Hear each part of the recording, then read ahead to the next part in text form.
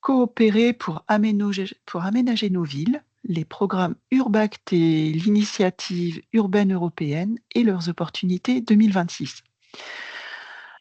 Alors, ce webinaire, organisé par le service politique et projet européen de la région Centre-Val de Loire, est le 6e webinaire d'une série qui est organisée depuis l'été dernier, de manière régulière. Cette série Mode d'emploi Europe a pour but, en fait, d'accompagner les acteurs du territoire dans leur repérage et l'exploitation des opportunités européennes. Aujourd'hui, ce webinaire est également organisé dans le cadre de la mission d'animation des programmes, Interreg, menés par la direction Europe internationale de la région, et je vais justement vous présenter, rapidement l'organigramme de notre direction Europe et internationale. Donc, 3 services au sein de cette grande direction. Un premier service, en fait, qui est représenté par l'autorité de gestion qui gère les fonds européens, c'est-à-dire le FEDER, le FSE, délégué par la Commission européenne. Un deuxième service qui est à droite sur la diapo, c'est le service Action européenne et internationale, qui travaille notamment dans le cadre qui gère, les coopérations institutionnelles que la collectivité peut avoir, notamment en Europe. Et puis, au milieu de la diapo, vous pouvez voir notre service, donc service politique et projet européen, qui est composé de 7 personnes aujourd'hui. Et 7 personnes, dont 5 sont basées à Bruxelles, au sein du bureau de représentation de la collectivité, et 2 personnes, ma collègue Héloïse et moi-même, étions basées à Orléans. Voilà pour la direction Europe et internationale. J'en reviens à la session d'aujourd'hui. Donc, ce webinaire vise à vous présenter des opportunités de coopération qui visent plus particulièrement des collectivités. L'agenda de ce webinaire, le déroulé, eh bien, nous avons Laurine Pignard, que je remercie d'avoir accepté d'intervenir, qui nous présentera donc le programme Initiative urbaine européenne et qui débutera, pardon, par présenter le programme Urbact. Chacune de ces 2 interventions sera suivie d'un témoignage. Ainsi, nous avons le plaisir d'accueillir monsieur Nicolas Gibes de la ville de Saint-Quentin, et ensuite nous aurons le plaisir d'accueillir madame Nathalie Debord de la ville de La Rochelle, et tous 2 nous feront part de leur expérience européenne sur ces programmes. Et enfin, nous terminerons le webinaire par une séquence de questions-réponses, mais vous pouvez, pendant la durée du séminaire, poser vos questions dans le chat et nous y répondrons en cette fin de webinaire. Pour un bon déroulement technique de ce webinaire, nous vous remercions de bien vouloir couper vos micros, et je précise également que cette séance sera enregistrée et vous pourrez la retrouver plus tard sur le site Europe au Centre, mais on y reviendra plus tard. Voilà, eh bien, je propose de commencer et je passe la parole à Laurine Pignard. Merci Florence, bonjour à tous et merci de m'accueillir aujourd'hui, au sein de votre webinaire, de la région, Centre-Val de Loire. Je suis très contente d'être là, surtout parce que 2026, s'annonce riche en opportunités et il y a des appels à projets qui vont être ouverts, donc c'est l'occasion d'anticiper au maximum et de pouvoir s'y préparer bien en amont. Donc je vais un petit peu faire le déroulé, des 2 programmes, vous les présenter les appels à projets, de cette année. Pour me présenter, donc je suis Laurine Pignard, point de contact national pour la France et le Luxembourg de 2 programmes européens qui sont Urbact et l'Initiative urbaine européenne. Je suis hébergée à l'ANCT, donc l'Agence nationale de la cohésion des territoires, au sein de la direction déléguée à la politique de la ville. Et vous retrouvez mes contacts que je pourrais vous retransmettre après. À noter aussi que j'ai une newsletter qui diffuse des informations en français régulièrement sur ces deux programmes. Pour commencer, Urbact, donc c'est un programme qui est assez emblématique puisqu'il date de 2002. Il fait partie du volet C des programmes de coopération territoriale européenne, ou appelé Interreg. Il est cofinancé donc, pour les États membres de l'UE par le Fonds européen de développement régional, donc le FEDER, l'instrument d'aide de préadhésion et l'instrument de voisinage, de développement et de coopération internationale. Il a un budget pour cette période de programmation d'environ 85 millions d'euros. Pour faire simple, son objectif est vraiment de promouvoir le développement urbain durable en Europe. Je le dis dès le début, il ne va pas venir financer des dépenses d'infrastructure ou d'investissement, mais il va être plutôt sur du financement de conception d'actions et de rédaction de plans d'action, de réflexion sur ces actions urbaines afin de les mettre en œuvre ensuite post-Urbact. Mais je vais vous le présenter beaucoup plus en détail. En ce qui concerne la gouvernance, je le précise parce que c'est un peu particulier puisque l'ANCT représente et accueille un peu tous les organes de gouvernance du programme, dont l'autorité de gestion, le secrétariat également, le point de contact, donc comme moi, et l'autorité nationale avec la Direction générale de l'aménagement, du logement et de la nature, qui siège au comité de suivi et qui représente la France. Donc, il faut pas trop s'y perdre, mais ce sont bien des directions différentes et des équipes différentes et des personnes différentes qui représentent tous ces organes. Au sein du programme, il y a 3 volets d'activité. Le premier, qui est le volet le plus important, où c'est au sein de ce volet que les appels à projets sont lancés. Donc, il y a le volet mise en réseau, avec l'objectif de partager les expériences entre pairs européens autour d'un enjeu urbain. Donc, c'est ici qu'on va monter les réseaux et pouvoir échanger avec les autres villes européennes.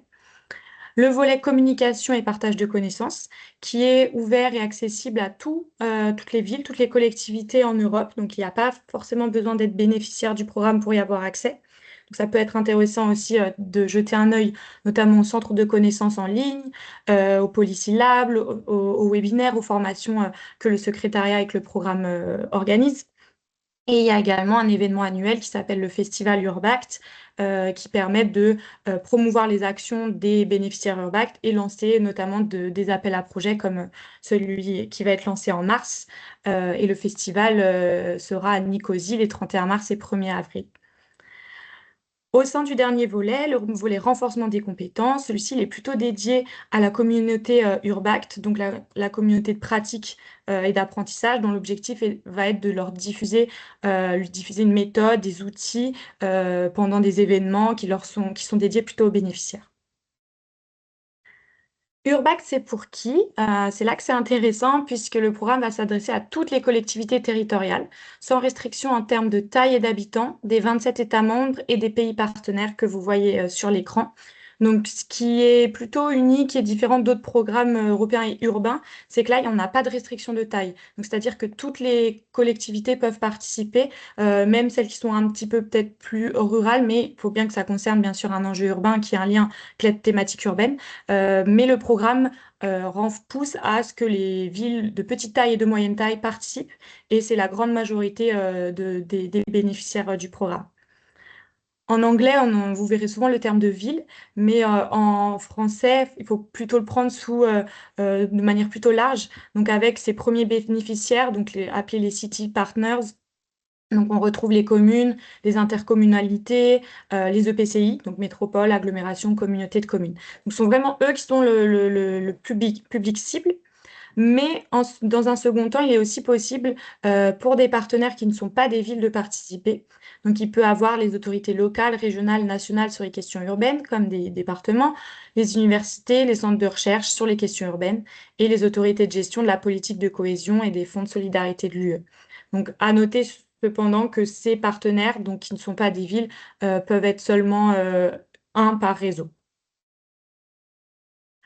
Donc, j'ai parlé pas mal de réseaux, mais pour clarifier tout ça, un réseau, c'est un groupe, donc un consortium de partenaires, de collectivités, qui est composé donc entre 6 et 10 partenaires, ça dépend un peu des appels à projets, avec bien sûr un chef de file et des experts qui suivent toute la durée de l'aventure Urbact. Concrètement, Urbact va vous proposer de faire partie d'un réseau afin que vous partagiez vos expériences, vos bonnes pratiques, vous vous inspiriez et vous échangez les connaissances entre pairs sur une problématique commune que vous avez définie bien sûr au début, dès la candidature, pendant 2 ans et demi. Donc, Pendant presque 2 ans, vous ferez partie d'un réseau et vous réaliserez en premier lieu des échanges transnationaux afin de comprendre et de vous inspirer de ce qui se fait ailleurs et pouvoir ensuite l'adapter à votre niveau local. Et c'est pour cela que Urbac propose et vous demande un peu obligatoirement de réaliser des échanges locaux. Parce que c'est avec vos acteurs du terrain que vous allez pouvoir mettre en place vos actions et définir un petit peu ce que vous souhaitez faire et comment vous voulez répondre à vos problématiques. Donc, on appelle ça le groupe local Urbact. Donc, vous allez pouvoir réunir au sein de ce groupe tous les acteurs que vous jugez pertinents, que ce soit les services de votre collectivité, des associations, du public, du privé. C'est à vous de consolider ce groupe. Et c'est ce groupe qui va aussi vous aider à alimenter vos échanges transnationaux, vos visites de terrain. Et bien sûr, des experts. Un expert principal accompagnera le réseau et vous apportera un soutien technique et méthodologique. D'autres experts peuvent aussi intervenir au fil de l'eau pour apporter des aspects plutôt thématiques. Toutes les thématiques qui touchent les politiques publiques locales en lien avec les enjeux urbains sont acceptées. Il n'y a pas de présélection au moment de la candidature et lors du lancement de l'appel à projet. Même au moment de la sélection des réseaux, le secrétariat Urbac ne va pas préflécher un nombre de réseaux en fonction d'une thématique. Donc c'est assez libre. Ça peut aller de l'égalité femmes-hommes, transition écologique, numérique, aménagement urbain, bien sûr, l'alimentation, la santé, la démocratie participative, etc. En ce qui concerne le financement, il va se concentrer sur l'accompagnement, l'expertise et la méthode. Donc, vous allez pouvoir avoir des coûts de personnel remboursés, donc d'une personne en charge de la coordination du projet. C'est souvent important d'avoir en tête qu'il est conseillé d'avoir au moins une personne à 100% dédiée à la coordination du projet. Donc, ça peut être bien sûr plusieurs personnes qui interviennent à des moments du projet. C'est pas forcément régulier, mais c'est bien d'avoir peut-être une personne, voire deux. C'est quand même conseillé d'avoir quand même de l'investissement pour suivre un projet Urbact. Des coûts administratifs et de fonctionnement, donc c'est un forfait sur les coûts de personnel qui peuvent être remboursés. Bien sûr, des coûts de déplacement et d'hébergement lors de vos visites en Europe ou en interne. Des coûts d'expertise externe également. Vous avez la possibilité de lancer des marchés pour des études, des activités de communication. C'est un peu à vous de voir. Vous avez un budget qui peut être dédié. Et dernièrement, des coûts d'équipement. Donc là, comme je le disais au tout début, ce ne sont pas pour de gros investissements pour des infrastructures, mais il y a un budget qui peut être dédié pour des actions pilotes, on appelle testing action, dont l'objectif est de tester, d'expérimenter à petite échelle les actions que vous voulez mettre en place peut-être plus tard à plus grande échelle. Donc ça peut prendre diverses formes en fonction des réseaux, en fonction de vos projets. Et ça a déjà été le cas. Il y a déjà eu, par exemple, le financement d'une application web, d'une maquette pour la tester à petite échelle. Mais Nicolas pourra nous en dire plus après, je pense. Le cofinancement est aussi adapté en fonction du statut des régions, donc en fonction du niveau de développement, donc plus développé, région en transition ou moins développée. Donc vous, ça sera du 70%. Et l'ensemble du réseau, donc tous les partenaires, peuvent avoir entre 750 000 euros et 850 000 euros en fonction de l'appel à projet. Ce qui est un peu unique aussi au niveau d'Urbact, c'est qu'il va vraiment venir proposer une méthode de travail et des outils. Donc, ce qu'on appelle l'approche intégrée, c'est que chaque projet va devoir avoir un travail qui va être fait de manière multi-acteur, multisectorielle. L'objectif va être de prendre en compte toutes les dimensions du développement urbain. Donc, vous n'allez pas travailler en silo, l'objectif c'est d'être vraiment transversal. Et c'est ce que les experts essayent de vous partager. Ils vous accompagnent aussi avec des outils de travail, vraiment des outils définis qu'on appelle la méthode Urbact. L'objectif aussi va être de travailler d'engager toutes les parties prenantes et les citoyens qui peuvent être impliqués au sein du projet via ce groupe local. Vous allez pouvoir donc apprendre par l'action, donc en échangeant de manière transnationale et via ces actions tests, ces actions pilotes, et vous obtenez un soutien un peu sur mesure au quotidien. Ce que j'ai pas mentionné aussi, c'est que le livrable final, donc le vrai objectif à la fin d'Urbact, c'est que vous allez pouvoir construire un plan d'action qui va revenir sur ce que vous avez fait pendant ces 2 ans et demi et surtout quelles actions vous voulez mettre en œuvre après Urbact suite à vos années, vos mois de réflexion et le travail avec votre groupe local. J'ai listé quelques bonnes raisons de pourquoi participer à Urbact, parce que ça peut être souvent compliqué peut-être de le vendre en interne et de se dire on y va pendant 2 ans, mais on a quoi en retour parce que c'est pas du financement d'infrastructure, mais c'est bien plus que ça parce que Urbact va vous laisser du temps de réflexion et de conception. Donc si vous avez un projet par exemple qui est dans l'agenda politique, c'est important sur le long terme, mais vous savez pas encore comment le concevoir, comment le définir. Je pense que ça peut être le bon programme et la bonne initiative d'aller sur Urbact. Il va vraiment permettre de vous inspirer de vos pairs, des expériences. On voit que chaque pays, chaque ville européenne a les mêmes enjeux, les mêmes soucis. Donc, des bonnes pratiques sont bonnes à prendre de partout.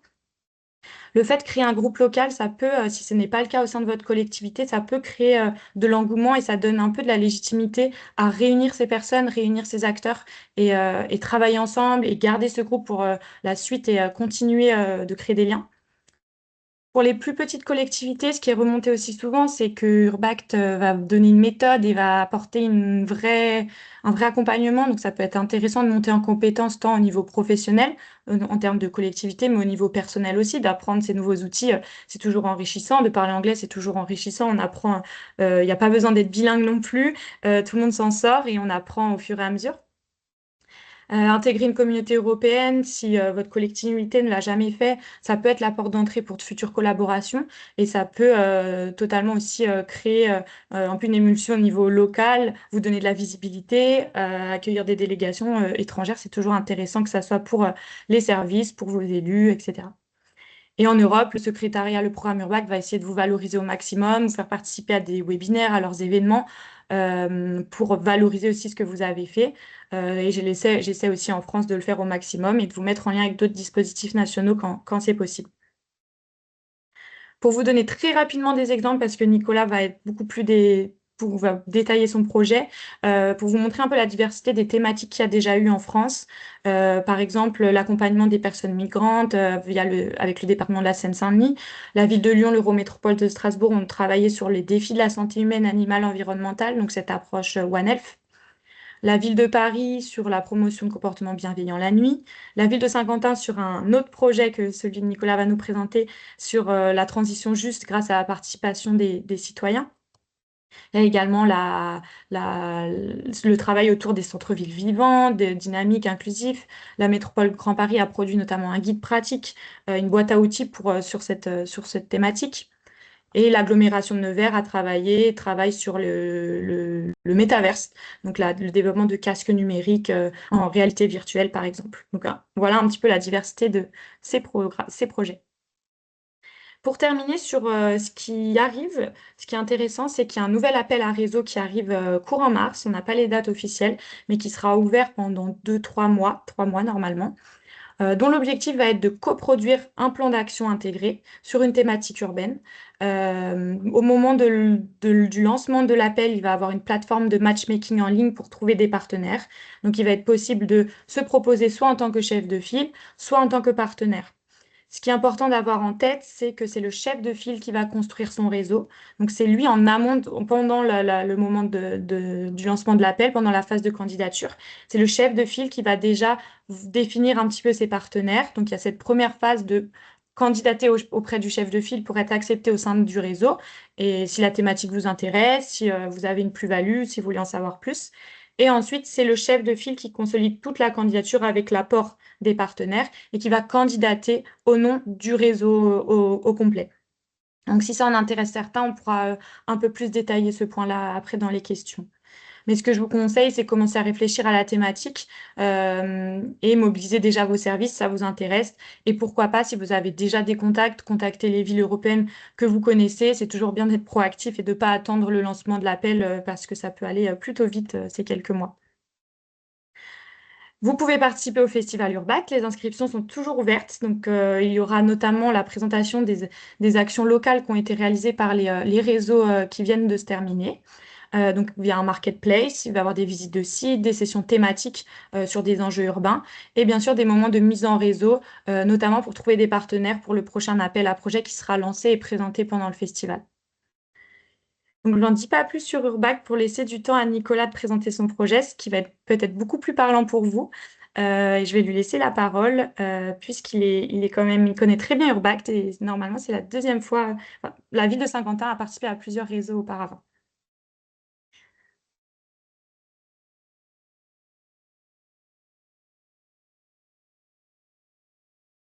Je te laisse la parole, Nicolas. Je ne sais pas si il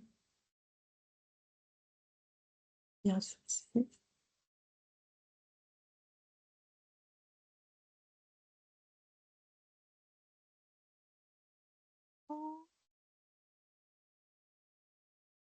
Est-ce que Nicolas était présent en début de séance? Oui. Y aurait-il un souci de connexion?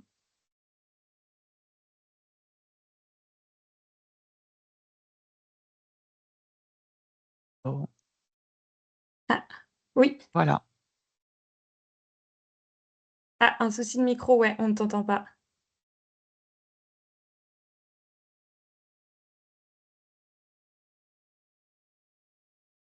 On ne t'entend. Ah, peut-être que c'est à vous de débloquer le micro, j'ai l'impression. Ok, c'est ça.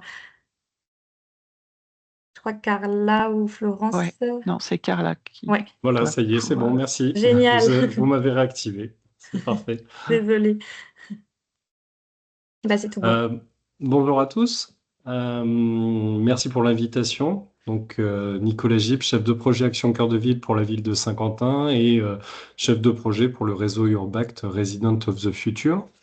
J'aimerais vous partager notre expérience sur le programme Urbact. Effectivement, nous avons participé à 4 réseaux Urbact, donc 2 sur le précédent et 2 sur l'actuel. Et j'ai fait partie donc de 2 réseaux, un sur le précédent et un sur l'actuel.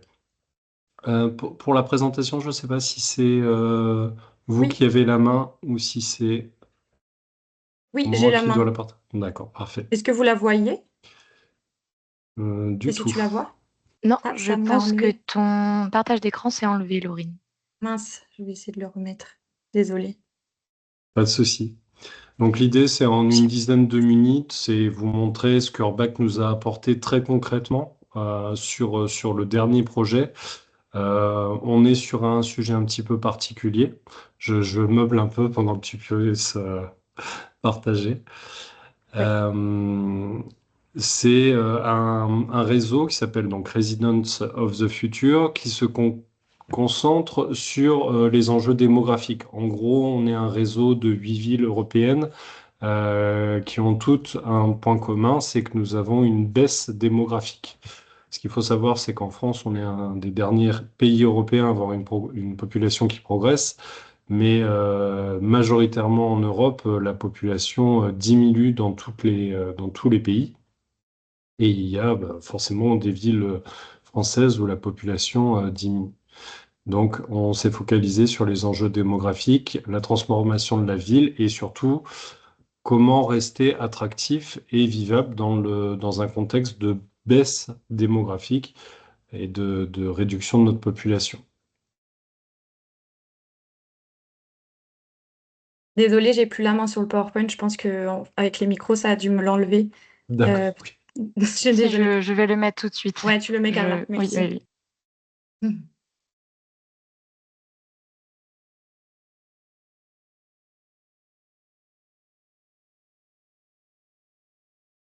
Vous pouvez le voir. On voit Oui, le c'est tout PowerPoint, bon. tout à fait.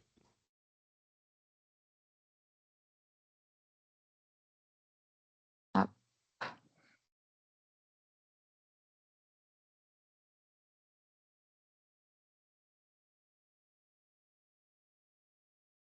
Ah, oui, tout à Un peu l'heure un peu avant, je loin. pense. oui, pardon.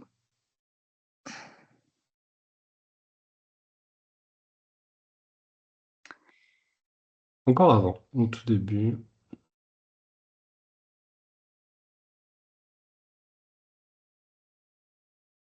Hop. Parfait. Vous pouvez mettre directement, voilà, la suivante.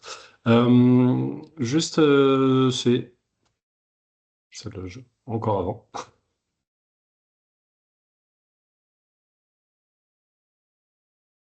Celle qui s'intitule From Decline to Design.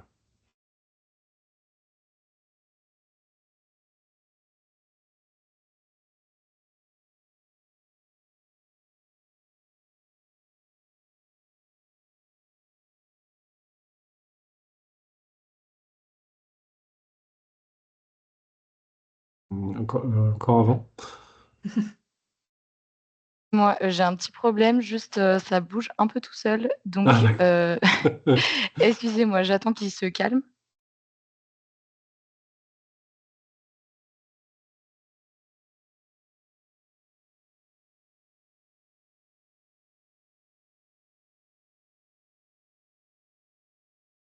Donc, Peut-être tu je vais peux faire un petit peu, continuer. voilà, Ouais. sans le support. On est donc, dans la slide, vous aviez un visuel, voilà, ce visuel-là d'une friche et d'une époque révolue des années 70. L'illustration du haut date d'un petit peu avant, sur lequel les villes du Nord ont à s'affronter, c'est-à-dire la désindustrialisation. On est une ville qui avait plus de 70 000 habitants dans les années 70, on est aujourd'hui autour des 50 000. Euh, on a donc des fragilités urbaines, des friches, des bâtiments dégradés, des usages qui changent. On commence à parler de friches commerciales sur les grandes zones commerciales, même si c'est pas encore tout à fait le cas sur Saint-Quentin. Et donc l'enjeu, c'est pour nous de reprendre la main, que ce soit en termes d'image ou en termes de maîtrise urbaine. Et Urbact, c'est justement une posture où on conçoit. On n'est effectivement pas forcément sur de la gestion de projet en tant que tel, mais plutôt sur bâtir de la stratégie. Et là, nous, l'idée, c'était de plus parler de déclin, mais de redessiner une ville adaptée aux habitants d'aujourd'hui et de demain. On peut passer à la slide suivante. Si ça marche.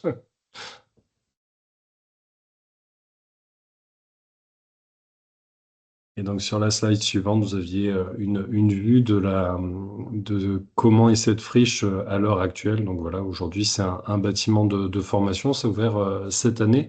Donc notre point de départ à nous à Saint-Quentin, c'était une question simple, comment redevenir une ville attractive et agréable à vivre en tenant compte de tous les défis actuels. Donc des défis d'attractivité, de qualité de vie, mais aussi de développement durable, d'adaptation du parc urbain au réchauffement climatique. Donc travailler l'habitat, les espaces vacants, la reconversion des lieux, et aussi des choses comme l'image de la ville, l'accès à la nature en ville, l'accès aux services publics. Donc euh, l'idée d'Urbac, c'est de se dire que une ville moyenne, on ne traite pas tous ces sujets uniquement par une accumulation de projets, mais qu'il faut une stratégie d'ensemble. Et c'est là où Urbact est très très intéressant, parce qu'on est là pour bâtir une stratégie. Donc, je continue sur la slide qui est à l'écran. Là, on bascule donc sur une vision. On cherche à construire une ville où on vit bien, où on a un sentiment d'appartenance et où on peut s'épanouir. Donc, pas seulement du marketing territorial, même si c'est une vraie ligne de marketing territorial, mais une ligne directrice pour notre action publique. Des villes où on reste, où les habitants ont envie de vivre et où le cadre de vie est agréable, l'espace public donne envie, etc. On a tous les mêmes enjeux en tant que collectivité. Donc répondre aux enjeux et aux besoins du quotidien. On peut passer à la suivante. Donc pourquoi Urbact? Comme je le disais, Urbact, c'est on sort de l'accumulation de projets. Même si on a toujours une ligne directrice politique, on a des élus qui ont une vision de leur territoire, mais le programme Urbac, ça permet de mettre tous les services de la collectivité de manière complètement transversale, les habitants, les partenaires, tous les partenaires économiques ou autres, autour de la table pour discuter d'un fil conducteur. Et pour ça, Laurine le disait tout à l'heure, il y a une boîte à outils Urbact qui est très très intéressante. Moi, ce qui m'a le plus impressionné sur mes premières participations Urbact, c'est vraiment la méthodologie de participation. Alors, c'est des choses qu'on peut après reprendre sur la participation citoyenne dans ces groupes locaux ou autres. Mais en dehors du financement, du RH, des coûts d'expertise, etc., l'accès à la méthode Urbact, c'est très intéressant pour développer des stratégies au plan local et faire réfléchir tout le monde autour de la table. Et forcément, on gagne du temps sur la réflexion, puisqu'on est avec d'autres villes européennes qui ont les mêmes problématiques. Alors parfois, il y a des différences légales, puisqu'on n'a pas tous exactement la même réglementation, mais on s'aperçoit qu'on a tous quasiment les mêmes thématiques et les mêmes problèmes. Et la sélection qui est faite par les chefs de projet, les lead partners, enfin les têtes de file, permet vraiment d'avoir un groupe relativement homogène sur les problématiques. Donc, ça nous a permis d'accéder à une méthode. On a travaillé sur un sujet difficile, c'est, j'aime pas trop le terme, la décroissance urbaine, on va dire la décroissance démographique, l'adaptation et la transformation de la ville.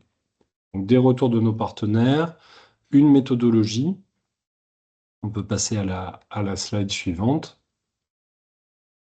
Et surtout, se mettre autour de la table avec nos collègues. Le sujet donc du réseau Resident of the Future, j'ai un peu meublé tout à l'heure en expliquant les thématiques. Vous les avez qui sont rappelées. Je suis chef de projet Action Cœur de Ville par ailleurs. On est sur des thématiques qui sont forcément très proches puisque je suis chef de projet pour les deux programmes. Et pour moi, c'était l'occasion d'aller voir en Europe les bonnes pratiques sur les thématiques d'Action Cœur de Ville. L'adaptation de nos centres-villes aux évolutions démographiques, l'évolution du nombre de familles monoparentales, etc. La focalisation sur la qualité de vie. L'adaptation de notre centre-ville, hein. Vous voyez deux exemples. Enfin, vous avez un exemple là d'une action qui s'est concrétisée, alors qu'il n'y a rien à voir avec Urbact, mais c'était pour vous illustrer la thématique dans laquelle on était, de passage d'un parking en plein centre de Saint-Quentin devant notre basilique à un parvis modernisé avec une résidence. Donc, une ville plus agréable et des exemples architecturaux plus engageants que ce qu'il y avait avant. Donc, clairement, un recentrage sur la qualité de vie et la qualité architecturale. Donc, ceci pour dire que c'est vraiment transversal. Vous avez toutes les modalités qui sont là. Et le programme Urbact permet vraiment, par l'animation d'un groupe local dont je parlerai juste après, d'avoir beaucoup plus de monde autour de la table que ce qu'on fait d'habitude. On a plutôt l'habitude de travailler en silo. Sachant qu'effectivement, sur les groupes locaux, on a aussi beaucoup de gens qui viennent de l'extérieur. Nous, par exemple, on a nos conseillers de quartier, la chambre de commerce, les écoles d'enseignement secondaire qui étaient présentes aussi, notre incubateur local. Donc, on va toucher vraiment beaucoup plus de monde avec des choses sur l'urbanisme, le social, l'économie, la transition écologique, l'habitat et forcément des sujets aussi de gouvernance. On peut passer à la suivante.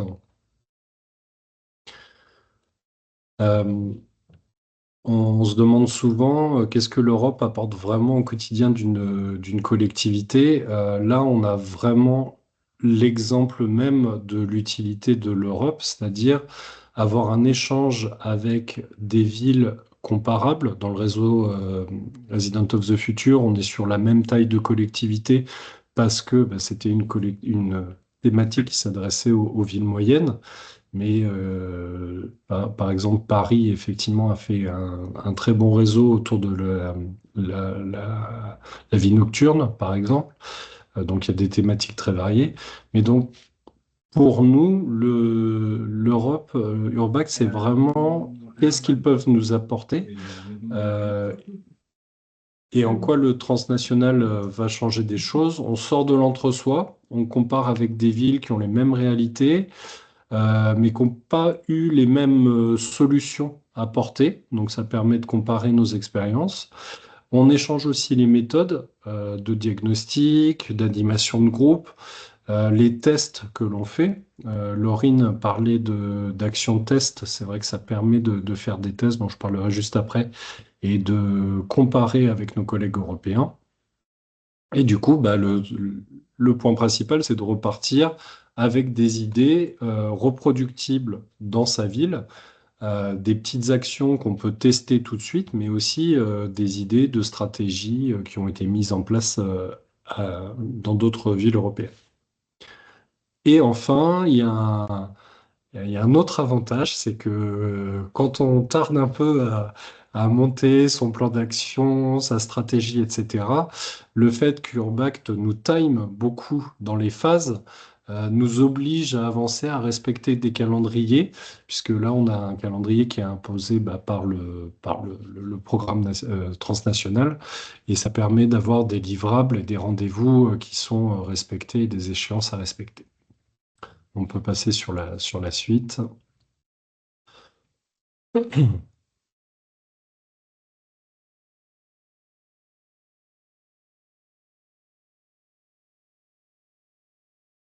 Donc, qu'est-ce que Urbact nous a apporté sur ce réseau? Donc, le but final d'un réseau Urbact, c'est de créer un plan d'action. Son plan d'action, il y a une méthodologie pour y arriver avec donc, la méthodologie, elle est très très claire, hein. Il y a un guide pour vous apprendre à réaliser votre plan d'action. Et en gros, toutes les réunions transnationales sont aussi faites pour vous apporter de la méthodologie sur cette réalisation. Mais cette réalisation n'est possible que quand il y a une gouvernance locale qui est créée, avec un groupe local, où je vous disais, la composition de ce groupe local est complètement libre. Mais effectivement, c'est intéressant d'avoir une représentation la plus large possible, y compris de la société civile. C'est là où c'est intéressant, que ce soit des habitants ou des acteurs économiques, éducatifs, universitaires aussi. On trouve souvent beaucoup d'universités. On a, par la méthodologie, une logique d'action qui est très intéressante. On passe pas mal de temps sur le diagnostic pour avoir des bonnes solutions à la fin. On fait toute une phase de test où on va tester de petites actions. On est alors sur la précédente programmation, on était sur des actions de 10 000 euros maximum. Sur la programmation actuelle, c'est un petit peu plus libre, même si on a un budget qui est présenté à l'avance. Ces tests, donc on est dans une logique incrémentielle, hein, donc à chaque fois on teste, on fait un bilan, on reteste, etc.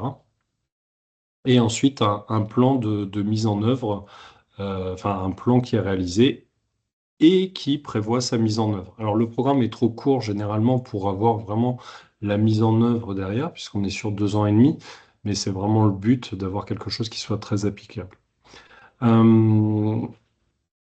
Et effectivement, le fait d'avoir des obligations de test, ça évite d'avoir des choses trop théoriques. Effectivement, donc sur la slide suivante, c'était un petit exemple, hein. On est une ville, anciennement une ville industrielle, donc avec beaucoup de fonciers un peu partout, éparpillés, un peu dégradés, mais aussi beaucoup de ce qu'on appelle des micro-fonciers, c'est-à-dire des fonciers qui sont en dehors de tout projet. Pour un espace de 200 mètres carrés, on est une zone détendue, donc personne n'ira essayer de construire du logement ou de l'activité sur des tout petits fonciers. Donc la microforêt nous permet d'avoir des choses qui sont très visibles, qui nous permettent de faire de la sensibilisation sur l'adaptation climatique, de faire de la végétalisation, d'augmenter la qualité de vie, parce qu'effectivement, plutôt qu'un terrain en friche, avoir une forêt, c'est quand même plus sympa. D'améliorer notre image, puisque au lieu d'avoir un terrain qui est laissé en déshérence, on a une micro-forêt à la place, avec souvent, là sur le projet de Saint-Quentin, c'était les écoles qui étaient impliquées dans le projet. Donc c'est une action très simple, duplicable, parce qu'aujourd'hui on a fait une micro-forêt avec le programme Urbact, et l'idée c'est d'en faire plusieurs dans l'avenir qui soient participatives, et d'aller relativement rapidement sur un projet de forêt urbaine avec notre EPF, notre EPF. Donc voilà, c'est un tout petit, on part d'une toute petite action qui n'est pas forcément très chère à réaliser, voir si ça marche, est-ce qu'il y a de l'engouement citoyen, est-ce que les partenaires aussi soutiennent, quel est le retour après derrière, pour aller faire quelque chose d'un petit peu plus concret et massif par la suite. On peut passer au suivant. Très bien. Des projets, alors, bien sûr, il ne faut pas partir de zéro. Si vous partez de zéro sur un projet Urbact, déjà, il y a très peu de chances que vous arriviez à concrétiser votre plan d'action, parce que forcément, on a tous des PPI, des budgets sur plusieurs années. Donc l'idée, c'est plus de rattacher les wagons, de faire changer d'échelle des projets déjà dans les cartons, de permettre une concertation citoyenne et surtout une mise en cohérence des projets. Donc par exemple, on a une zone portuaire, alors on n'est pas sur la côte, hein, on est dans le nord de la France, à l'intérieur des terres, donc c'est un port fluvial. Mais on a une zone du port de plus de 15 hectares qui est complètement laissée en déshérence, qui est plus du tout utilisée pour son activité initiale, qui était plutôt de la logistique industrielle, hein, du temps textile, surtout sur Saint-Quentin. Donc aujourd'hui, on a un port de plaisance qui est peu ou pas géré, on a des friches industrielles autour. Donc l'intégration de ce projet dans le programme Urbact nous a permis de concerter nos habitants aussi dans le cadre d'Urbact, de voir ce qui se faisait ailleurs en Europe, même si là, c'était pas forcément directement lié à nos autres villes Urbact, parce qu'ils n'avaient pas forcément de choses réplicables, mais le fait d'être intégré dans des programmes européens vous permet d'aller voir d'autres partenaires. Je vous donne un exemple. On a été partenaire de la ville de Mangualde au Portugal. Et sur une de nos thématiques, quand on est allé au Portugal, ils nous ont dit: Ah, mais il faudrait absolument que vous visitiez la ville de Fondao parce que ils sont très proches de ce que vous cherchez, etc. Donc, allez voir ce qu'ils font. Donc, par effet rebond, ça vous permet d'aller voir des choses qui sont vraiment complètement liées à vos projets. Euh, donc j'ai voilà un petit conseil au passage sur les collectivités qui rejoindraient un programme Urbact, c'est choisir un projet stratégique où il y a besoin de construire de la stratégie, mais où on puisse décliner des actions derrière, avoir une équipe projet qui soit soudée et qui puisse être rapidement mise en action, un chef de projet, un élu référent et des partenaires qui puissent être mobilisés autour de ce projet. Et surtout, bien prévoir qu'il y a de l'animation locale à faire. C'est là où se crée la valeur dans le programme Urbact. Et c'est une phase qu'il ne faut pas négliger. Ce groupe local est très important. Donc, c'est pas juste un réseau européen, c'est vraiment une méthode qui permet de mettre en action tout son territoire et qui donne un cadre pour une action qui va être durable dans le temps. Donc voilà un petit peu ce que nous on y a gagné, ce que vous avez ici. La méthode est vraiment très intéressante. Elle m'a appris plein de choses. Même en tant que chef de projet, on découvre toujours de nouvelles méthodologies et notamment en termes de participation, c'est toujours très intéressant. Des pratiques plus transversales et la possibilité d'avoir des feuilles de route qui sont réutilisables effectivement pour d'autres programmes. Donc voilà, c'est pas juste un réseau européen, c'est quelque chose pour construire vos actions. Merci Ok. beaucoup. Mm. Pardon, Florence. Merci à vous. Merci beaucoup, Nicolas. C'était vraiment très intéressant. Moi, j'ai bien noté que la méthode était vraiment très importante, voire essentielle, et que justement, ce programme Urbact était bien bien outillé pour vous donner les outils qu'il fallait avec cette méthode. Vous avez parlé des experts aussi et vous avez aussi bien souligné l'importance du groupe local. Moi, je trouve que ça ressemble un petit peu à un Interreg Europe, mais bon, j'aurais pu avoir des questions, mais on attendra la fin. Voilà. Merci. Je passe la parole à Laurine pour la Oui. suite. Merci, je te remercie aussi Nicolas d'être intervenu parce que c'était hyper intéressant de voir la plus-value du réseau tant local, international, méthode. C'est vrai que Airbact, bon, il y a du financement, mais on vient pas que pour le financement, on vient aussi pour l'autour, tout ce qu'il y a autour, on a beaucoup plus à apprendre au niveau compétences, outillage, méthode. Bon, très très intéressant. Donc merci beaucoup et on répondra, je pense, aux questions à la fin. Je voulais aussi du coup vous parler de l'autre programme, l'autre initiative que je représente aussi, parce qu'il peut avoir aussi des opportunités pour vous sur le territoire, plus aussi concrètes, de financement sur l'année 2026. Donc pour commencer, l'initiative urbaine européenne, c'est un instrument de la Commission européenne qui va venir soutenir les zones urbaines de toute taille par des actions innovantes, le renforcement de capacités, connaissances et toujours aussi sur les aspects communication. À noter que on parle pas vraiment de programme, on le dit parce que c'est plus simple, mais c'est une initiative qui va être gérée en direct avec la DG Régio de la Commission européenne. Le secrétariat est basé à Lille et l'entité qui est mandatée, c'est la région Hauts-de-France. Le budget est un peu plus significatif qu'Urbac, vous voyez, de 395 millions d'euros, puisque les actions soutenues sont également un peu plus importantes. En termes de volet d'intervention, tu peux passer à la slide d'après. On va parler des trois volets. Donc, le volet financement de projets innovants via un appel à projet qui est lancé, qui arrive très prochainement. Un deuxième volet axé plutôt sur les dispositifs qui vont venir soutenir les capacités, les compétences des agents des villes sur des thématiques urbaines. Et un dernier volet, connaissances, donc dissémination et échange de connaissances via notamment une plateforme en ligne qui s'appelle Portico, qui a été créée pour réunir toutes les initiatives qu'il y a autour de l'urbain, les projets, les programmes, les bonnes pratiques, etc. Donc, je vais commencer par vous présenter rapidement l'appel qui arrive, qui est l'appel Action Innovante, donc le premier que vous voyez là, et ensuite je vous présenterai les City-to-City Exchanges, notamment avec l'intervention de Nathalie Debord de La Rochelle. Malheureusement, on aurait bien aimé avoir des intervenants, enfin malheureusement, de la région Centre-Val de Loire, mais il y en a très peu, et voire pas, surtout sur l'initiative urbaine européenne, donc vous pouvez être les premiers, donc n'hésitez pas. On a la chance d'avoir Nicolas et Nathalie qui ont accepté de venir.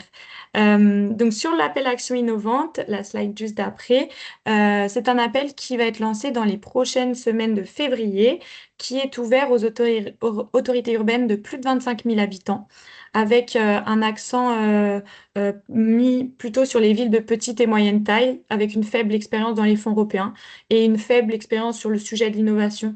Donc l'idée là est vraiment de soutenir les plus petites collectivités puisque l'objectif va être de financer un projet qui est expérimental sur une solution urbaine locale innovante.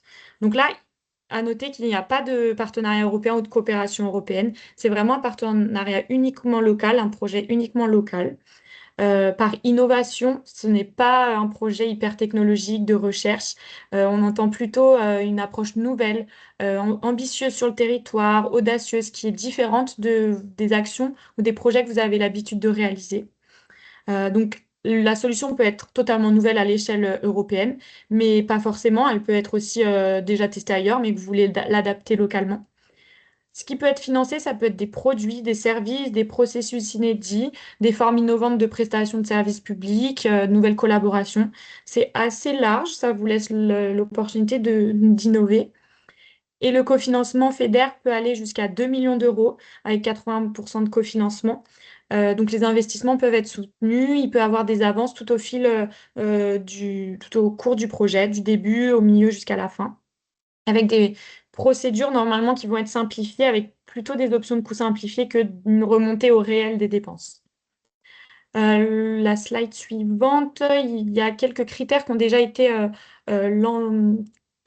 communiqués. Il faut que le projet réponde à un défi urbain concret, urgence du moment sur le territoire.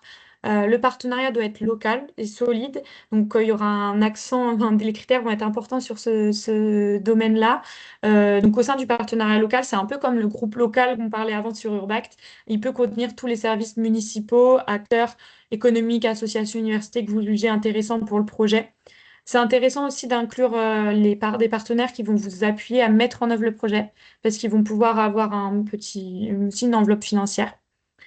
Donc voilà, proposer une approche nouvelle, efficace. Donc ça, comme je vous le disais avant, le projet doit être réalisable en 2 ans avec des résultats qui sont mesurables et visibles pendant ces 2 années, mais qui vont également, enfin le projet doit avoir un potentiel d'évolution. Il ne faut pas que ça soit un projet à l'instant T ou une infrastructure à l'instant T et qu'il n'y a pas de suite derrière. Il faut vraiment avoir cet esprit d'évolution après le projet. Et en termes de thématiques, il n'y a pas de thématique très précise fléchée. Il s'agit des thèmes en lien avec l'agenda des villes. Donc, compétitivité, numérisation, logement abordable, va être une grande priorité de la commission, climat, environnement, énergie, mobilité, inclusion sociale, égalité, sécurité publique, gestion des urgences. Bien sûr, là, un projet peut traiter de plusieurs de ces thématiques. C'est même mieux souvent. Donc là, l'idée, c'est qu'il y ait une sélection pendant l'été et que les projets démarrent en automne 2026. Pareil que sur Urbact, c'est important d'aller sur un projet qui est déjà un petit peu dans les papiers au sein de votre collectivité, qui a déjà un petit peu commencé à émerger, que vous voulez vraiment réaliser sur les 2 ans. Votre partenariat, au moment de la candidature, doit être quand même solide et cet appel sera assez compétitif vu que c'est le dernier appel de la période de programmation. Donc, il y a de la place parce que voilà, ils ouvrent à des collectivités locales plus petites. Donc, faut pas hésiter à candidater et à tenter sa chance. Pour vous donner un rapide exemple, la métropole européenne de Lille a déjà candidaté et été sélectionnée sur ce type d'appel, qui était un peu différent, mais on s'y retrouve sur la thématique. Et elle a opté pour un projet sur le temps comme clé d'adaptation au changement climatique, avec l'idée de réinventer les usages des espaces publics, transformer les espaces, co-concevoir et innover au niveau de l'action publique, donc au sein de leurs services, au sein de la métropole et au sein de la ville de Lille qui est aussi partenaire. Voilà un peu sur cet appel-là. Je réaliserai c'est une session d'info aussi nationale quand les critères seront sortis. Donc n'hésitez pas, il y aura plus de détails et on pourra en parler aussi ensemble. Donc c'est plutôt un appel, voilà, plus d'envergure avec du financement de l'investissement. Cependant, l'initiative urbaine européenne propose aussi des dispositifs plus simples et beaucoup plus rapides et avec moins de surcharge administrative. Donc si jamais vous avez peu d'expérience dans les projets européens, ce qu'on peut vous conseiller, c'est d'aller sur ce dispositif-là, qui peut être un premier pas dans la découverte des projets européens. Ce dispositif, cet appel, est ouvert en continu. Donc ça, c'est aussi intéressant. Il n'y a pas de deadline à respecter. Vous candidatez quand vous êtes prêt. Il est plutôt rapide et flexible. Pourquoi? Parce qu'il va réunir une ville qui est confrontée à un problème lié à un enjeu urbain, donc on l'appelle la ville candidate, et une ou deux autres villes d'un autre État membre qui disposent de l'expertise pour répondre et aider la ville candidate à avancer sur son défi. Donc l'idée est très simple, c'est de réaliser des visites de terrain de manière bilatérale ou pas forcément, c'est à vous de définir. 3 visites peuvent être réalisées au total et elles peuvent durer entre 2 et 5 jours. En termes d'éligibilité, donc toutes les collectivités territoriales sont éligibles du moment qu'elles sont bien inscrites dans le tableau de la Commission européenne qui s'appelle des GURBA 1, qui ont un code de degré d'urbanisation 1 et 2. Donc là, les communes un peu plus rurales ne seront pas forcément éligibles. Il faut vraiment bien regarder ce tableau-là. Il faut qu'il y ait un degré d'urbanisation important à minima dans la collectivité. Il faut que les sujets soient en lien avec un enjeu urbain, bien sûr, et les critères se font donc sur le sujet, la motivation des villes et surtout la cohérence du choix des pairs.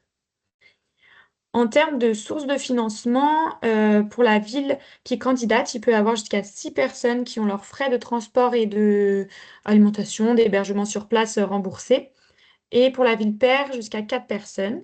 En plus de ça, la ville paire peut avoir un tarif journalier, des coûts personnels remboursés qui sont de 350 € par jour et par personne.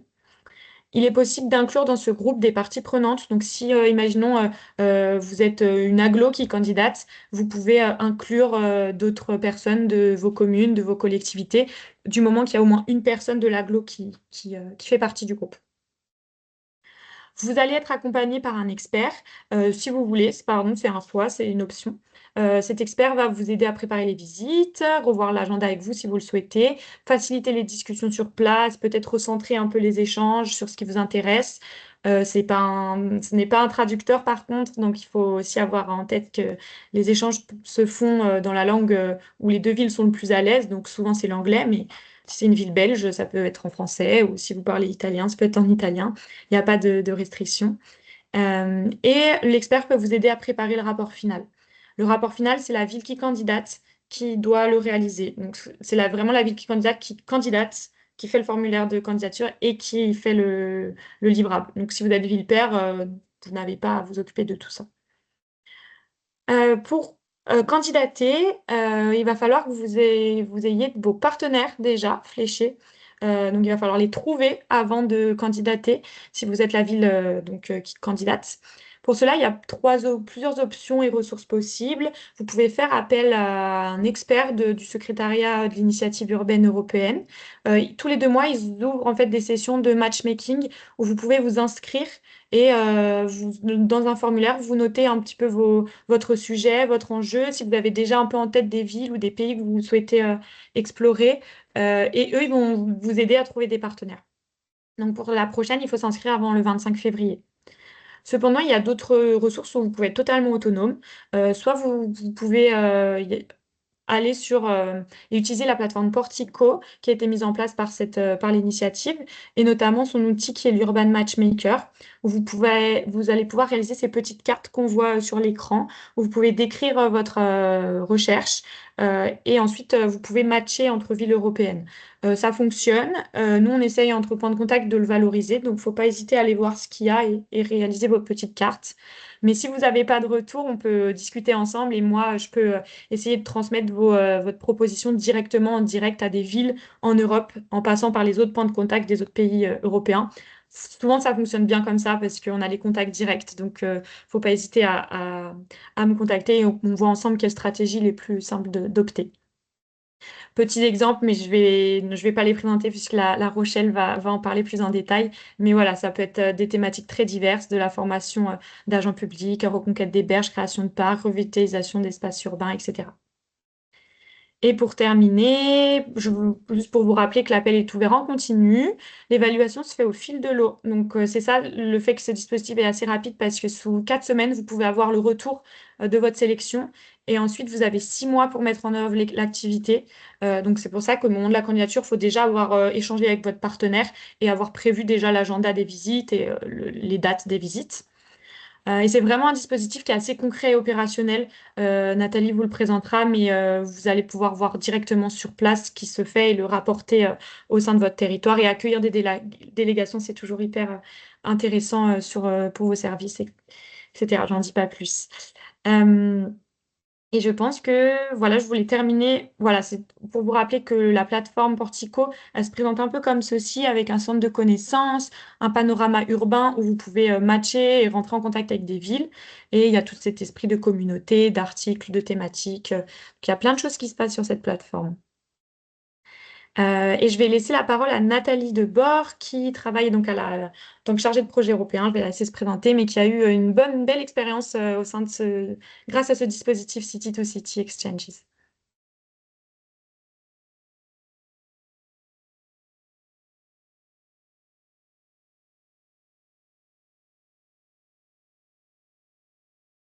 Ah, on ne t'entend pas. Pourtant, le micro, je crois, est désactivé.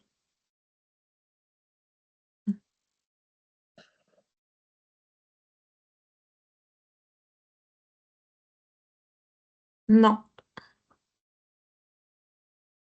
je ne sais pas si c'est que moi, mais... Plus, mais pourtant, j'ai Ah, réactivé les micros tout à l'heure. J'ai réactivé les micros tout à l'heure pour tout le monde, normalement.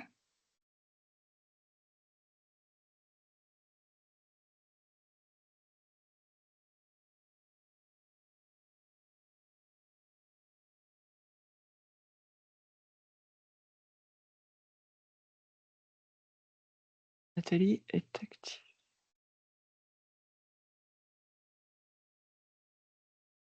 Nathalie, tu peux réessayer? Non.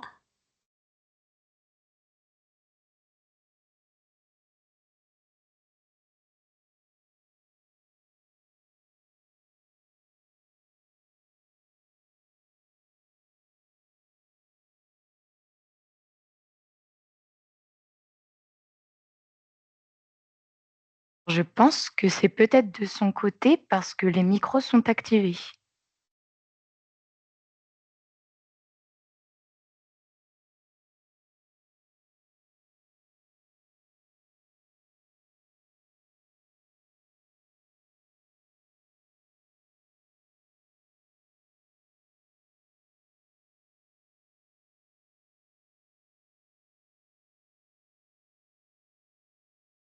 Ok, Nathalie. Ouais, elle dit je vais me déconnecter, me reconnecter. Merci. Si jamais, peut-être il y a des questions déjà en cours en attendant, on peut peut-être déjà y répondre. Oui, on peut peut-être déjà prendre quelques questions s'il y en a. Oui, Valérie de Tours Métropole Val-de-Loire. Bonjour Valérie. Oui, bonjour, vous m'entendez? Oui. Oui, Ouais. parfaitement. Sur les appels à projets qui ont été évoqués avec les enveloppes budgétaires aussi qui ont été présentées, est-ce qu'on a une idée de ce qui reste dans cette enveloppe, puisque ce sont peut-être les derniers appels à projets et comment ça va être très sélectif, moyennement sélectif ou peu sélectif? Ouais. Voilà. Sur l'initiative urbaine européenne et l'appel Action innovante, il va avoir une enveloppe de 60 millions d'euros. Donc, ça fait environ 30 projets qui pourront être acceptés. Donc, l'enveloppe est fixe, c'est 60 millions. Sera le dernier appel à projet de cette période de programmation. La commission teste un petit peu ce nouveau type d'appel qui est plutôt axé sur le local. Donc ça, voilà, c'est sur cet appel-là. Sur l'appel, enfin ce dispositif City to City, il n'y a pas d'enveloppe préfléchée. Ils prévoient de le continuer sur 2026-2027, vu que c'est au fil de l'eau. Ils prennent un peu les candidatures quand elles arrivent. Donc là, aucune restriction pour candidater. Et sur l'appel Urbact, le prochain, il n'y a pas d'enveloppe encore qui est sortie ou de communiqué. Ce qui est sûr, enfin, entre guillemets sûr, c'est qu'il y aura environ une vingtaine de projets euh, qui vont être sélectionnés. Donc, ça donne un peu un ordre d'idée de la compétitivité, sachant que sur Urbact, vraiment, la sélection, elle est autant importante en amont, enfin, de se faire accepter et sélectionner au sein d'un réseau par son chef de file. Donc, il y a cette première phase où, là, faut pas hésiter, si vous êtes intéressé, à vous manifester en avance, parce que tout se joue un peu sur les premières semaines, parce que des fois, les chefs de file veulent rapidement terminer leur sélection. Ils peuvent envoyer des petits entretiens, enfin, demander à faire des petits entretiens ou des petits formulaires à remplir. Donc, il y a cette première phase où il faut être sélectionné au sein de son réseau. Et ensuite, la deuxième phase où le chef de file va candidater. Et là, il y a de la deuxième sélection de tous les réseaux. Et souvent, la sélection de l'ensemble des réseaux, il y a quand même un bon taux de sélection, puisque la plupart du temps, il y a environ 40 candidatures de réseaux et bah, à chaque fois, il y a 25 ou 30 réseaux qui sont sélectionnés. Donc, c'est bien plus que 50%. Donc, je dirais que c'est aussi intéressant de vraiment anticiper, même au moment de la candidature, et d'aller après sur Impact. Du coup, j'avais une question en rebond à ça pour Saint-Quentin, c'est de savoir comment ils se sont préparés pour être sélectionnés et séduire peut-être un chef de file. Est-ce que ça a été simple, pas simple? Et là, il faut avoir peut-être sa stratégie. Alors merci de la question, pardon. Sur la sélection, on a été mis en contact avec le futur chef de file lors du City Festival. Donc là, par exemple, celui qui va se dérouler en mars à Nicosie. Par nos experts. Donc, chaque programme Urbact est suivi par un expert dépêché par l'Union européenne. Et c'est lui qui nous a mis en relation. Donc, c'est vrai que on est déjà dans des projets Urbac, donc c'est peut-être plus facile comme ça, mais c'est vrai que le City Festival de mars est intéressant pour créer ces réseaux. Et effectivement, après, on postule sur la plateforme, mais c'est vrai que avoir déjà un embryon de contact est déjà pas mal. Et après, bah, vous avez Laurine, un point de contact Mm. national, qui peut vous appuyer Ouais. et trouver des personnes ressources. Exactement ce que j'allais dire aussi pendant les phases de recherche. Nous aussi, de manière informelle, on essaye en point de contact de se transmettre les propositions. Des fois, on reçoit par mail et on essaye de le transmettre aux villes qui peuvent être concernées. Enfin, moi, j'essaye en France ou de manière générale. Même vous, si vous êtes déjà un petit peu motivé à aller sur Urbac, vous pouvez déjà réaliser une petite fiche, une petite note et me le transmettre et j'essaye de le diffuser à des pays que vous aurez ciblés ou de manière plus large. Donc, faut pas négliger cette partie un peu off et ne pas miser tout sur la plateforme matchmaking parce que là, il va y avoir peut-être beaucoup de demandes.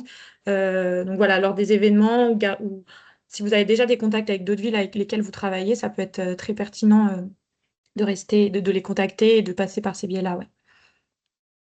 Ok, Merci merci. beaucoup. Je propose qu'on reprendra des questions en fin de séance et puis on va repasser la parole à Nathalie Debord de la ville de La Rochelle, en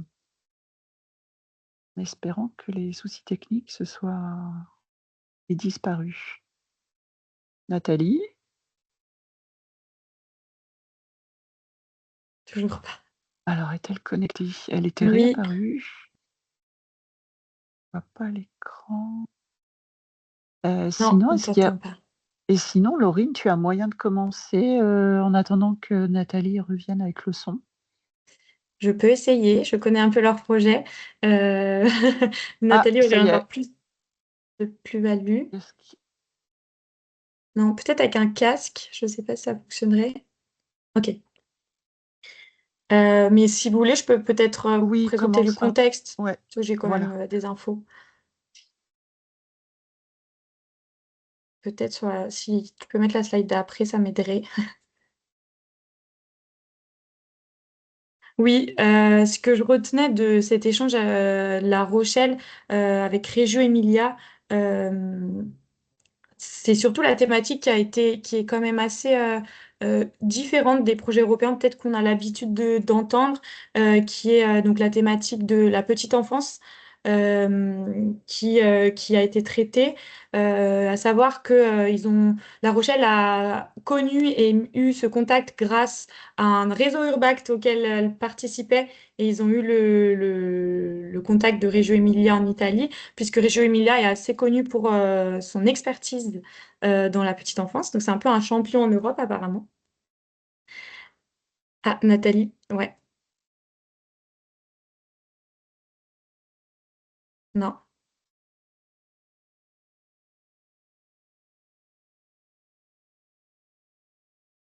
mince, désolée, hein, ces petits soucis.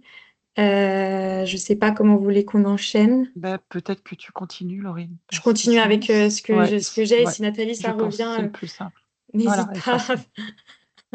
à intervenir. Euh, Donc voilà, je sais que La Rochelle et les projets européens, La Rochelle est assez habituée des projets européens. Depuis un petit moment, ils montent ce genre de projet avec Nathalie notamment. Euh, et du coup, quand le City to City est apparu, pour Nathalie, ce que j'ai eu en retour, c'est que ça a été vraiment une candidature qui a été plutôt simple et rapide à faire par rapport à d'autres projets, d'autres programmes. Est-ce que tu peux passer à la slide d'après?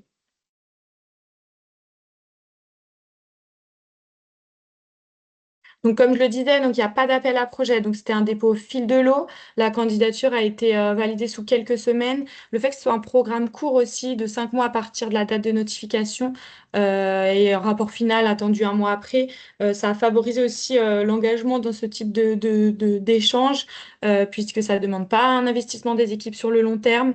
De plus, lorsqu'elles ont monté la candidature, il y avait pas encore de point de contact sur l'initiative urbaine européenne, mais le secrétariat est très disponible. Vous pouvez réserver des consultations bilatérales de 30 minutes rapidement avec eux sur simple demande d'agenda en ligne. Donc ça peut être pratique si vous avez des soucis, si vous souhaitez discuter de la candidature. Vous pouvez avoir l'assistance d'un expert qui est rémunéré par le programme tout au long du projet. Donc ça, c'est une option, mais ça peut être intéressant de l'avoir tant sur le côté thématique ou même de cadrage des visites. Et comme je disais, la simplicité du dossier de candidature permet vraiment de se lancer, même si on a peu d'expérience dans les projets européens, si on n'a pas de service Europe, par exemple. La candidature fait quelques pages et il suffit de noter de témoigner de la cohérence du partenaire, pourquoi vous voulez aller dans cette ville, quelle pratique vous intéresse, qui partira, flécher un peu déjà les personnes, la date des visites et votre motivation. Il n'y a pas plus de demandes que ça sur le formulaire. Le taux de succès est quasiment à 100%, puisque au niveau de la candidature, même si vous n'êtes pas sélectionné par le secrétariat, vous pouvez le secrétariat vous propose de retravailler votre candidature. Donc, c'est quasiment assuré d'être sélectionné une fois tout au long. Sur la thématique, voilà, c'était un échange qui était en 2024. Donc, La Rochelle a visité Reggio Emilia en Italie. Ce qui était intéressant, c'est quand elles y sont allées, elles ont pu assister aussi à une conférence qui était organisée en Italie. Donc, c'était l'occasion aussi d'organiser des visites quand il y a des événements au niveau local qui peuvent être intéressants pour l'autre ville. Donc, ça a été hyper enrichissant. Donc, ils sont allés en Italie en premier et ils ont accueilli aussi Reggio Emilia. Slide suivante. Voilà, ce que je voulais dire, je pense que Nathalie l'avait noté et aurait bien aimé en parler, mais que l'accueil a autant d'impact que le déplacement. C'est vraiment ce qui a été noté par les services de la collectivité de La Rochelle, c'est que ça a permis d'avoir un regard neuf sur l'organisation à La Rochelle des services de la petite enfance, de re-questionner un peu les pratiques et de faire tout cet effort de vulgarisation à la compréhension de l'organisation, parce qu'il va falloir expliquer aussi à la ville qui arrive comment on s'organise, qu'est-ce qu'on fait. Donc ça, tout le travail de l'équipe a permis de vraiment re-questionner et travailler même en interne. Ce qui est intéressant, ce que j'aime bien raconter, c'est que Adeline, qui était la responsable du projet à La Rochelle, a s'est vraiment engagée dans cet échange et a vraiment voulu que cet échange ait un impact en interne. Donc, elle a même organisé, ça a même été un petit outil de management pour dire une petite sélection de qui va partir à l'étranger. Donc, pourquoi ces agents voulaient s'investir et s'intégrer au projet. Euh, Ça a donné ensuite de la valeur à La Rochelle, puisque elle racontait que même lors de phases de candidature, des personnes avaient remarqué qu'il y avait un échange européen. C'est ça qui les intéressait aussi de venir au service de la petite enfance et à La Rochelle. Donc voilà, ça crée de la visibilité, ça donne de l'impact, l'implication des élus. Donc il y a eu un accueil, une pédagogie de la petite enfance qui était inscrite à l'agenda municipal. Mais ensuite, Adeline et ses services ont vraiment essayé de capitaliser sur cette expérience en organisant des retours d'expérience, des conférences, des réunions de restitution. Donc c'est important aussi de penser l'échange à long terme et même si c'est un échange rapide et concret, de se dire on peut en faire quelque chose sur le territoire et comment on va en faire quelque chose après et comment on va capitaliser sur ces moments et ces échanges qui sont intéressants. À noter aussi que les échanges avaient eu lieu en français et italien, il me semble, puisque des membres de l'équipe parlaient aussi italien. Sur la slide suivante, voilà, là, c'était plutôt sur le côté thématique de ce qui a été travaillé au sein des établissements, donc le travail sur le lien avec la nature, les nouveaux en aménagement extérieur et végétalisation, donc des services, des équipements pour les enfants, etc. Selon les crèches, donc l'utilisation décomplexée des équipements technologiques. Donc, il me semble que c'était quelque chose que Reggio Emilia faisait plutôt bien et qui n'était peut-être pas transposé en France ou à La Rochelle. Donc, ces bonnes pratiques qui ont été apprises et peuvent être peut-être transposées. Agriculture, donc des parcelles créées avec les musées, la médiathèque, etc. Donc une journée annuelle de séminaire a été réalisée avec l'ensemble des 130 agents, je pense à La Rochelle, sur cette thématique et les réflexions autour de ce qui a été vu à Reggio Emilia et comment on peut s'en saisir aussi en interne.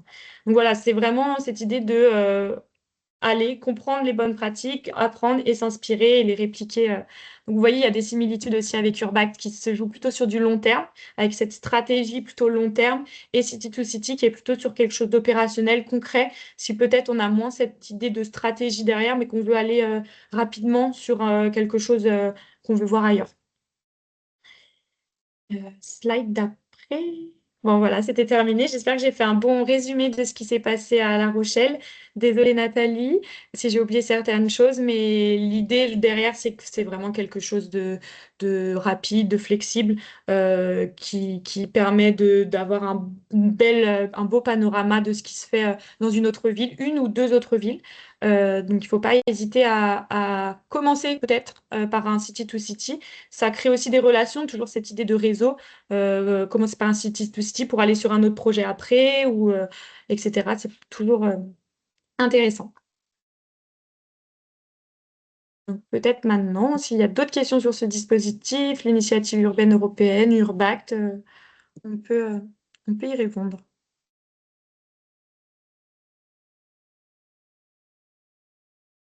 Est-ce qu'on a des mains levées? Je vois pas. Alors, à ce moment-là, moi, je vais peut-être poser une petite question. Je trouve que ces échanges entre collectivités, c'est vrai que c'est simple. Alors effectivement, il y a un dossier à monter, mais ce n'est pas très difficile. Là, tu nous l'as bien expliqué sur le City to City. Je trouve que ça ressemble, à Interreg Europe, à la peer review d'Interreg Europe. Et j'avais une question à Nicolas, donc je reviens un petit peu en arrière sur le premier témoignage de Saint-Quentin sur Urbact. Est-ce que la ville de Saint-Quentin avait déjà tenté une peer review Interreg? Alors, on est membre de deux Interreg Europe, réseaux pardon. Interreg. Par contre, le peer review ne me dit rien. Je suis pas spécialisé sur les dossiers européens. J'ai Alors, que fait deux programmes ouais. Urbact. La peer review du programme Interreg Europe, en fait, c'est aussi un échange de bonnes pratiques entre plusieurs collectivités publiques européennes. Vous devez, enfin, comme vous avez une problématique liée à une politique publique. Alors, c'est peut-être ça la différence. Vous pouvez aussi monter un dossier et les experts de la plateforme Interreg Europe vous aident à trouver des partenaires. Et ça se concrétise par une réunion de 2 jours, par des échanges d'expériences. C'est vraiment très, très riche, et ça aboutit aussi à un plan d'action et à un rapport final normalement pour la collectivité qui reçoit le la peer review. Donc voilà, je me disais que vous aviez peut-être déjà une certaine culture de ces échanges hors appel à propositions qu'on connaît, en général plus pour nos projets européens. Pas à ma connaissance. Après, nous, on a commencé D'accord. les programmes européens par Urbact. C'est ce qui nous Mmh. a mis le pied sur après les Interreg Ouais, et autres programmes. c'est ça, voilà. Tous ces dispositifs, ça peut être une première étape, pour ensuite progresser sur d'autres projets européens.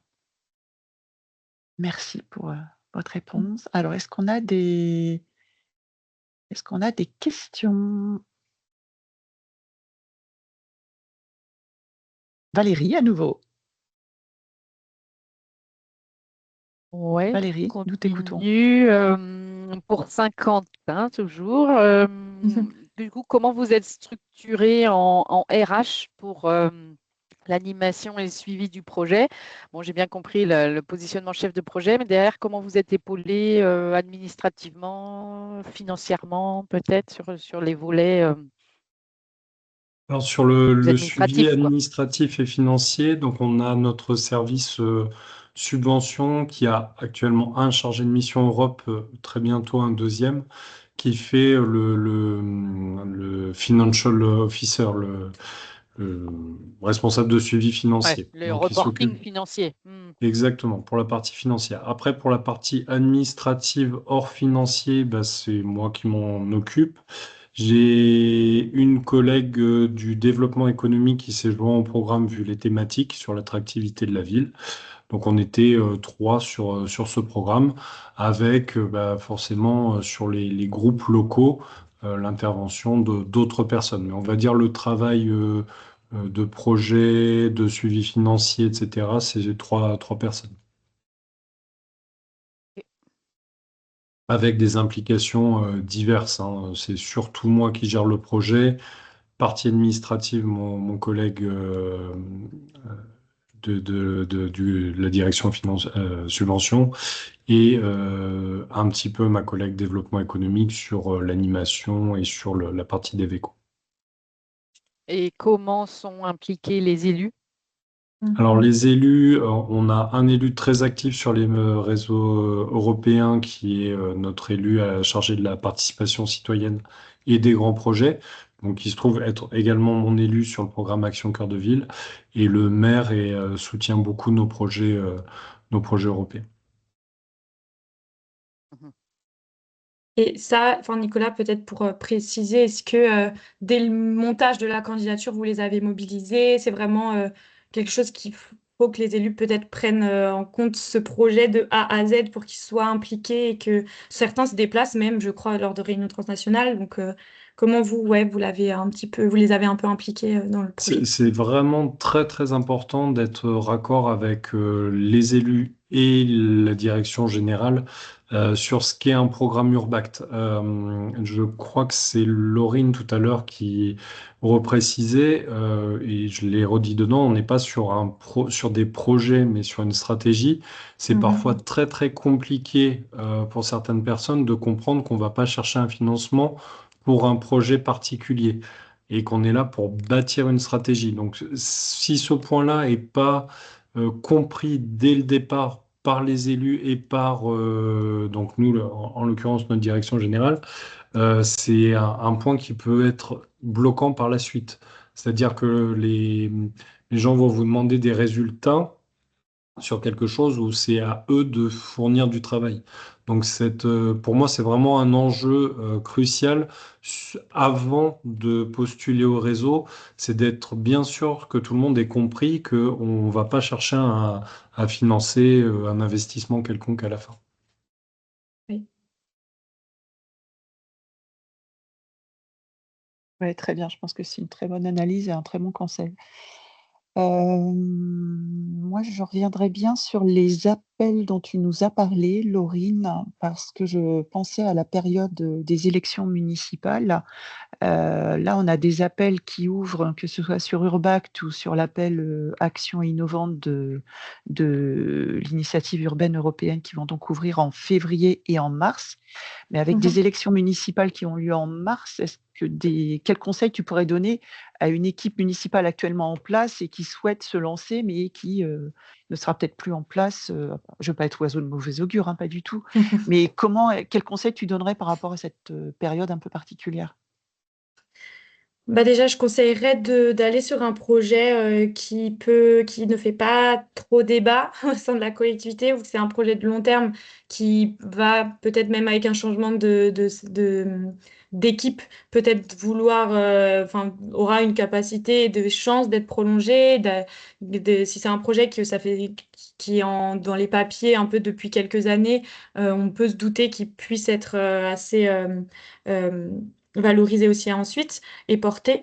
Ce serait le gros conseil s'il y a des gros doutes au niveau des élections municipales, sachant que c'est avoir en tête d'anticiper peut-être un accord des élus ou des équipes en amont de ces élections, parce qu'à la fin, lors du moment de la candidature, quand vous êtes sélectionné auprès de votre chef de file, il faut fournir une lettre d'engagement qui est signée par le représentant légal de votre structure, ce qui peut poser énormément de problèmes vu que les équipes seront peut-être pas en place. C'est pour ça que j'ai fait une demande au secrétariat Urbac pour qu'il y ait une flexibilité pour les villes françaises. Je ne sais pas si ça pourra être accepté, mais pour avoir un préaccord, donc un préaccord au niveau de la candidature. Et si le réseau est sélectionné, il pourrait avoir une signature là, à ce moment-là, plus officielle. Donc, c'est encore en cours. Donc, si ça vous intéresse et que si ça bloque de votre côté, on peut en discuter. Le secrétariat est assez flexible. On peut vraiment discuter au cas par cas. Ils sont assez compréhensibles. Donc, j'ose espérer, je veux espérer qu'il y ait des possibilités et que ça ne va pas vous restreindre. Ça serait vraiment dommage pour ce dernier appel, qui est probablement le dernier appel Urbact sur cette période de programmation. Donc voilà les conseils. Après, ça se joue vraiment en interne, je pense, avec les possibilités de chaque équipe. Mais si c'est quelque chose de bloquant, peut-être ça peut être géré ensemble. Euh, J'y pense aussi. Peut-être que Nicolas aura plus de conseils, mais au niveau de du moment de candidature, si vous êtes enfin, il se peut que vous soyez en compétitivité avec d'autres villes en Europe, même si les acteurs villes françaises sont assez appréciés dans les réseaux. Mais il faut pas hésiter, il faudra pas hésiter à un petit peu vous vendre et à essayer de valoriser ce que vous faites sur votre terrain. Le sérieux de votre équipe, montrer qu'il va y avoir des personnes qui vont être, qui sont prêtes à s'engager sur le réseau, parce que ce que redoutent les chefs de file, c'est qu'un partenaire se retire ou qu'il puisse pas suivre le rythme à cause du manque de moyens humains. Donc voilà, il y aura tous ces critères aussi à vous, ne pas hésiter à donner et de présenter le maximum de points positifs pour être sélectionné au sein de votre chef de file. Je ne sais pas, Nicolas, lors de ta peut-être première sélection à Urbact, comment vous aviez fait pour être sélectionné et rencontrer aussi le chef de file, si c'était via la plateforme ou via des contacts autres? Je suis désolé, sur le premier programme Urbact, on m'a désigné chef de Ah, projet après la sélection, ok, donc je n'ai pas fait la phase de sélection. ok. Ok, bon, pas de souci, mais c'est souvent, enfin, si on passe par une sélection classique demande au chef de file en proposant sa candidature, voilà, il faut pas hésiter à un peu se vendre et essayer de montrer la plus-value d'un réseau au sein d'une ville française au sein d'un réseau.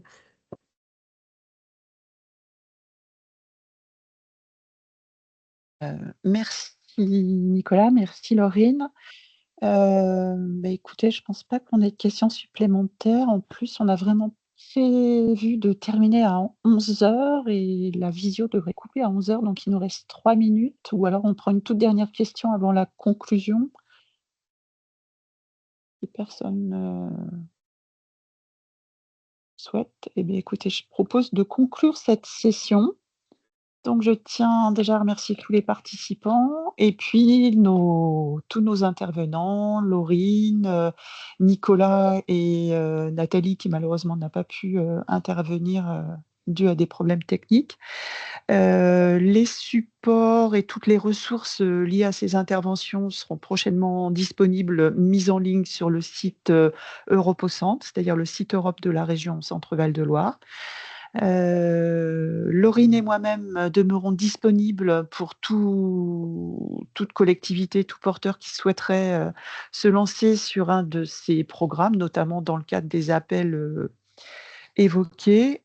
Et puis, vous dire également que la série des webinaires Mode d'emploi Europe devrait se poursuivre. Nous travaillons actuellement à déterminer des thématiques et une fois qu'elles seront déterminées, nous ne manquerons pas de vous en informer, donc dans les meilleurs délais.